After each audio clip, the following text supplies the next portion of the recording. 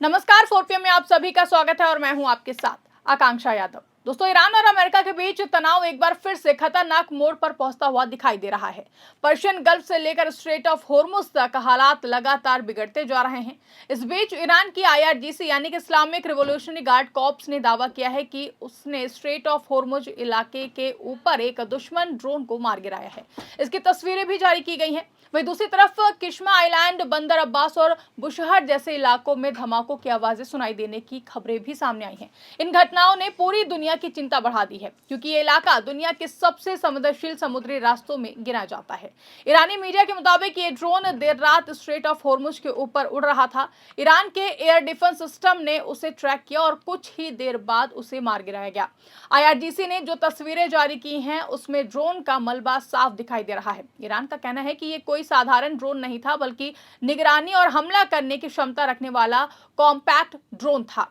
Iran ने साफ संकेत दिया है कि अब वो अपने आसमान में किसी भी तरह की घुसपैठ बर्दाश्त नहीं करेगा। आपको बता दें कि स्ट्रेट ऑफ होर्मुज पूरी दुनिया के सबसे बेहद अहम माना जाता है, जहां दुनिया का बड़ा हिस्सा इसी रास्ते से तेल सप्लाई करता है। ऐसे में यहां तनाव बढ़ना सीधे तौर पर वैश्विक अर्थव्यवस्था को प्रभावित कर सकता है। लेकिन ईरान लगातार ये दिखाने की कोशिश कर रहा है कि वो इस इलाके में पूरी तरह मजबूत स्थिति में है और किसी भी चुनौती का जवाब देने में सक्षम है। यही वजह है कि ईरान बार बार अपने मिसाइल सिस्टम, ड्रोन ताकत और नेवी की शक्ति का प्रदर्शन कर रहा है। ईरानी रिपोर्ट्स में कहा गया है कि बंदर अब्बास और किश्मा आइलैंड से मिसाइल और ड्रोन लॉन्च किए गए हैं।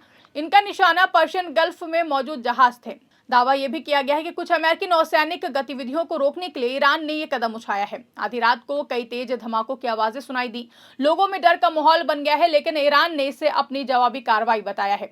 सबसे बड़ी बात यह रही है कि इन हमलों और ड्रोन गतिविधियों की जिम्मेदारी अभी तक किसी देश ने खुलकर नहीं ली है। हालांकि ईरानी मीडिया और कई विश्लेषकों का मानना है कि इन घटनाओं के पीछे इजराइल का हाथ हो सकता है। इजराइल पहले भी ईरान के खिलाफ गुप्त ऑपरेशन करता रहा है, लेकिन इस बार भी इजराइल ने कोई आधिकारिक बयान नहीं दिया। इसके बावजूद ईरान लगातार इशारों में बात कर रहा है कि उसके दुश्मन पर्दे के पीछे से हमला करने की कोशिश कर रहे हैं।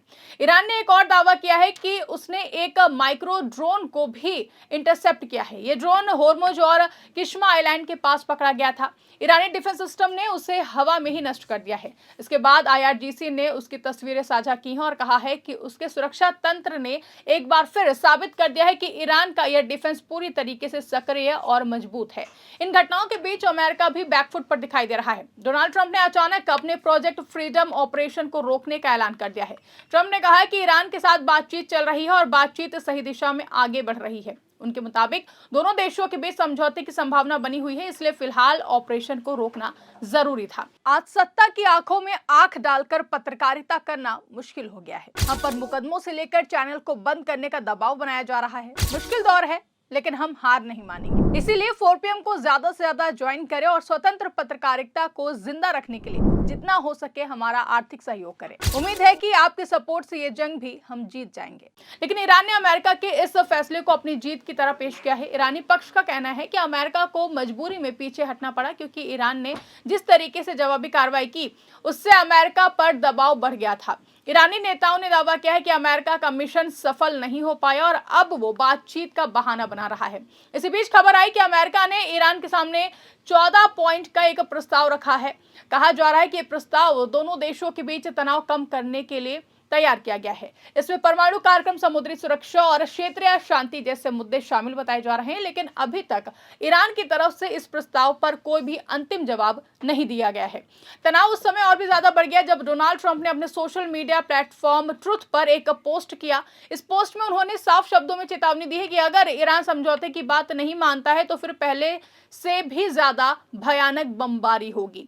ट्रंप ने कहा कि अगर बातचीत सफल होती है तो फिर नाकाबंदी हट सकती है और होर्मुज स्ट्रेट सभी के लिए खुला रहेगा।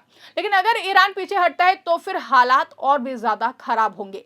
ट्रंप की इस चेतावनी को दुनिया भर में गंभीरता से लिया जा रहा है, क्योंकि अमेरिका पहले भी कई बार ईरान को सैन्य कार्रवाई की धमकी दे चुका है। लेकिन इस बार फर्क यह है कि ईरान भी पहले से कहीं ज्यादा आक्रामक नजर आ रहा है। अब ईरान सिर्फ बयान तक नहीं सीमित रह गया है, बल्कि लगातार सैन्य ताकत का प्रदर्शन भी कर रहा है। ईरान ने पिछले कुछ सालों में अपनी मिसाइल तकनीक और ड्रोन क्षमता को काफी मजबूत किया है। यही वजह है कि अब अब अमेरिका और उसके सहयोगी देशों के लिए ईरान को हल्के में लेना आसान नहीं रहा। हॉर्मुज स्ट्रेट में ईरान की पकड़ बहुत ही ज्यादा मजबूत मानी जाती है। वहां उनकी नेवी और IRGC की मौजूदगी अमेरिका के लिए बड़ी चुनौती बनती जा रही है। विशेषज्ञों का कहना है कि अगर स्ट्रेट ऑफ हॉर्मुज में हालात और भी ज्यादा बिगड़ते हैं तो फिर इसका असर सिर्फ मध्य पूर्व तक सीमित नहीं रहेगा, बल्कि दुनिया भर में तेल की कीमतें बढ़ सकती हैं। कई देशों की अर्थव्यवस्था प्रभावित हो सकती है। यही कारण है कि पूरी दुनिया इस संघर्ष पर नजर बनाए हुए है। वहीं ईरान लगातार ये संदेश देने की कोशिश कर रहा है कि वो दबाव में आने वाला देश बिल्कुल भी नहीं है। अमेरिका की धमकियों के बावजूद ईरान अपने कदम पीछे नहीं हटा रहा है। ड्रोन मार गिराने की तस्वीरें जारी करना भी उसी रणनीति का हिस्सा माना जा रहा है। इसके जरिए ईरान अपने लोगों और दुनिया को दिखाना चाहता है कि उसकी सेना पूरी तरीके से तैयार है। हालांकि अमेरिका अब भी मानता है कि आर्थिक दबाव और सैन्य ताकत के जरिए ईरान को झुकाया जा सकता है। ट्रंप के बयान भी इसी रणनीति का हिस्सा माने जा रहे हैं। लेकिन अब हालात पहले जैसे नहीं हैं। ईरान ने बार बार ये दिखाया है कि वो जवाब देने की क्षमता रखता है और जरूरत पड़ने पर सीधे टकराव से भी पीछे नहीं हटेगा। इसी वजह से हर बार जब लगता है कि तनाव कम हो जाएगा, तभी कोई नई घटना सामने आ जाती है। कभी ड्रोन हमला, कभी धमाके, कभी मिसाइल लॉन्च और कभी धमकी भरे बयान। इससे साफ है दोस्तों कि दोनों ही देशों के बीच में भरोसे की कमी अभी भी बहुत ज्यादा है। ईरान के समर्थकों का मानना है कि अमेरिका इस क्षेत्र में अपना दबदबा बनाए रखना चाहता है, जबकि ईरान अपने अस्तित्व और ताकत को बचाने की लड़ाई लड़ रहा है। यही वजह है कि ईरान लगातार खुद को मजबूत और आत्मनिर्भर दिखाने में जुटा हुआ है। अब सबकी नजर उस 14 पॉइंट प्रस्ताव पर है जो अमेरिका ने ईरान को दिया है। अगर बातचीत सफल होती है तो फिर हालात बहुत हद तक शांत हो सकते हैं, लेकिन अगर बातचीत टूटती है तो ट्रंप की चेतावनी के मुताबिक बड़े स्तर पर सैन्य कार्रवाई भी देखने को मिल सकती है। फिलहाल इतना तो साफ है कि पर्शियन गल्फ और स्ट्रेट ऑफ हॉर्मुज में तनाव खत्म नहीं हुआ है। ईरान लगातार अपनी ताकत दिखा रहा है और अमेरिका लगातार दबाव बनाने की कोशिश कर रहा है। अब देखने वाली बात होगी कि आने वाले दिनों में ये टकराव किस दिशा में आगे बढ़ता है। इस पर पूरी दुनिया की नजर टिकी हुई है। फिलहाल के लिए इस खबर में बस इतना ही। इस पूरी रिपोर्ट को लेकर के आप क्या सोचते हैं, कमेंट करके अपनी राय हमें जरूर बताइएगा। फिलहाल अगर वीडियो पसंद आई हो तो वीडियो को ज्यादा से ज्यादा लाइक करें, शेयर करें, चैनल को सब्सक्राइब करें, ज्वाइन करना ना भूलें और देखते रहिए 4 PM न्यूज नेटवर्क।